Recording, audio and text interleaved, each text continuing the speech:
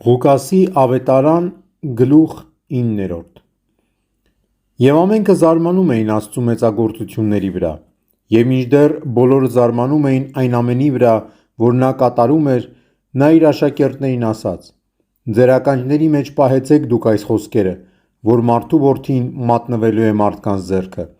Սակայն նրանք չէին ըմբռնում այս խոսքը, և դա ծածկված էր նրանցից, որ չիմանան, և վախենում էին այդ խոսքի մասին հարց տալ նրան։ Աշակերտների մեջ մի վեճ առաջ եկավ, թե արդյոք իրենցից ով է մեծ։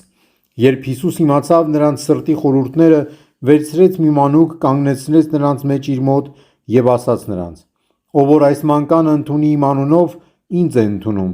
իսկ ով որ ինձ ընդունի, ընդունում է ինձ ուղարկողին, որովհետև ով որ ձեր մեջ փոքրագույնն է, նա է մեծ»։ Հովհաննեսը պատասխանեց և ասաց. «Վարդապետ, տեսանք մեկին, որ քո անունով դևեր էր հանում, և արգելեցինք նրան, որովհետև մեզ հետ չի շրջում»։ Հիսուս ասաց նրանց. «Մի արգելեք նրան, որովհետև ով որ ձեր թշնամին չէ, ձեր կողմն է»։